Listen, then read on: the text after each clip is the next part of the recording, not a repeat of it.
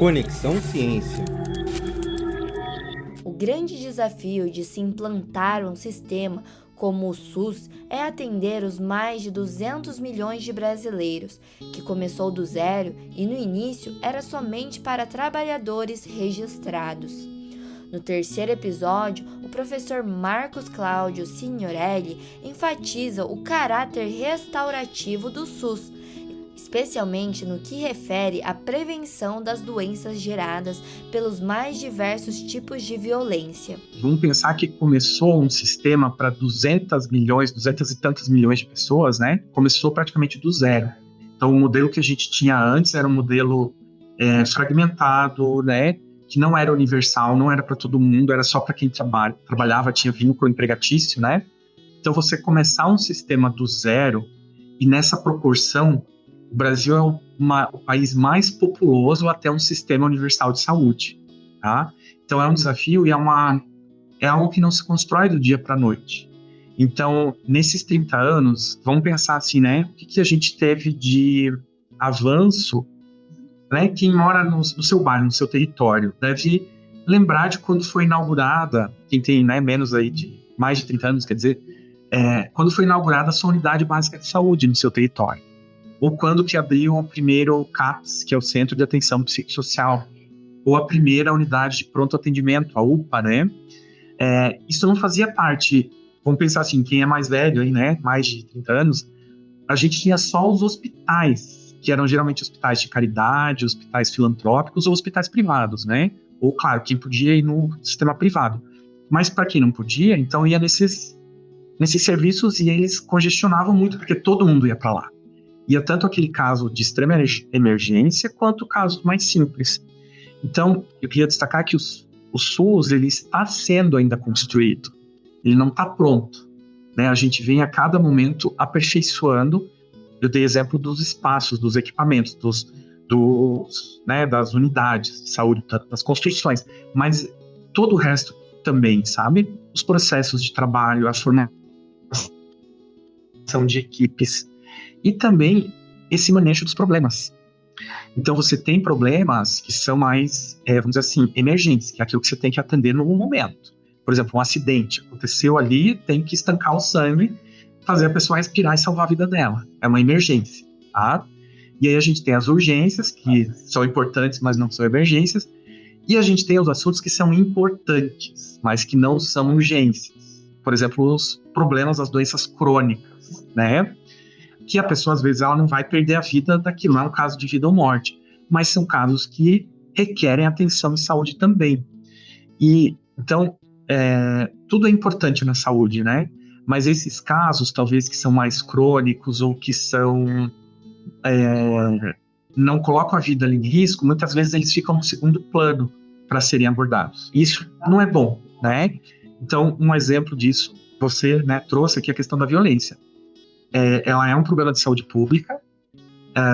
Ela, às vezes, pode ser uma situação de emergência, assim, quando é uma violência física grave, uma violência sexual, principalmente. A violência sexual ela tem um protocolo de atendimento que tem que ser em até 72 horas para você administrar, por exemplo, fazer exames, administrar remédios, né, para você fazer a profilaxia chamada, né, pós-exposição, enfim, a pessoa pode contrair uma série de doenças que você consegue prevenir essa transmissão, né, então precisa agir rápido. Só que a gente tem casos também de violências, por exemplo, contra a criança, quando não é essa violência física sexual, contra o idoso, a violência do tipo negligência, abandono, né? A família abandona um idoso sozinho. Isso se torna um problema crônico, né? E é extremamente complexo para lidar também. Então, o SUS ele trabalha tanto nesses casos onde o agravo, no exemplo aqui da violência, já está instalado, mas também precisa trabalhar na prevenção. Precisa trabalhar, esse é o princípio da integralidade, né? Que é um dos princípios aí que fundamenta o SUS. Trabalhar em todos os níveis de atenção.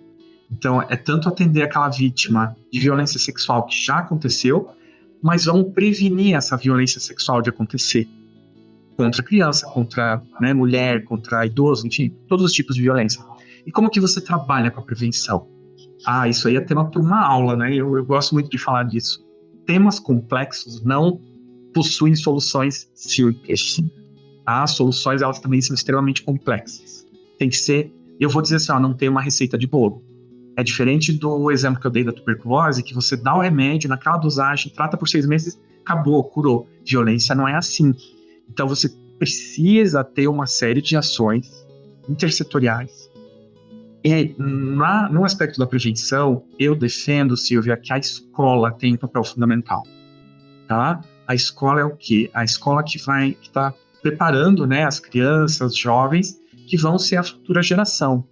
Então, a escola tem que também ter estratégias de prevenção à violência. Tanto formação pedagógica para os professores, discussão desses temas, né, com os estudantes. Então, a gente precisa falar sobre machismo, sobre racismo, sobre LGBTfobia, sobre capacitismo, os diferentes tipos de violência, né, sobre violência doméstica.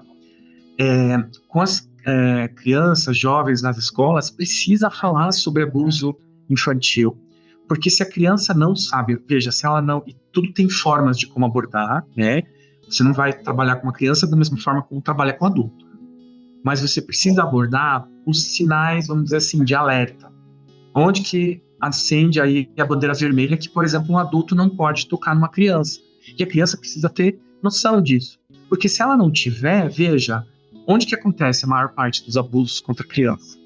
É na rua ou é dentro de casa? É dentro de casa. Então, a maior parte da violência, tanto contra criança, quanto contra mulher, contra idoso e contra pessoas com deficiência, é dentro de casa. É violência doméstica. Então, se a pessoa não consegue identificar, saber que aquilo é violência, como que você vai tentar prevenir? Né? Então, eu defendo assim, que tem que trabalhar em vários, assim, uma abordagem sistêmica, que é complexa, não é simples, e que deve envolver as escolas também. Deve envolver o sistema de saúde também, deve envolver o sistema de justiça. A gente tem que meio que fechar todas as pontas, sabe? Não deixar nenhuma ponta solta. A gente precisa, por exemplo, trabalhar com quem são esses agressores.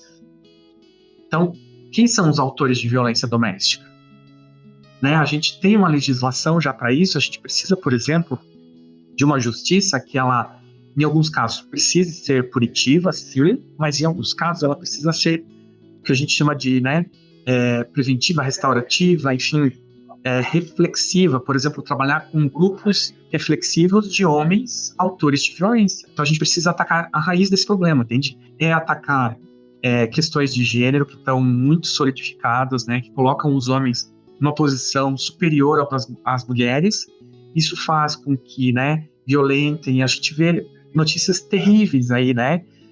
O caso ali que, enfim, ele bateu na mulher no elevador, ele praticamente desfigurou o rosto da mulher. Por que a violência ela é sempre mais do homem contra a mulher? Tem mulher que até revida, mas assim, a estatística é 98%, né, são homens que praticam a violência contra a mulher.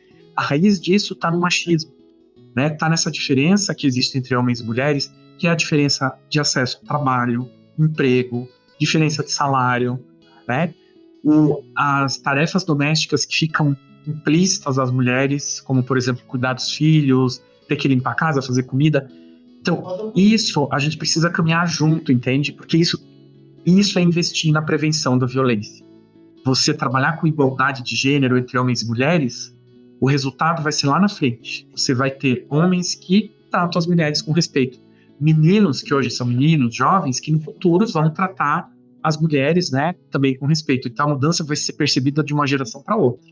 Como vimos, o SUS chega em 2025 grande, mas com muitas demandas que ainda precisam ser contempladas. No último episódio, conheceremos o conceito de ciências sociais e humanas em saúde e a sua interdisciplinaridade. Até lá! Conexão Ciência.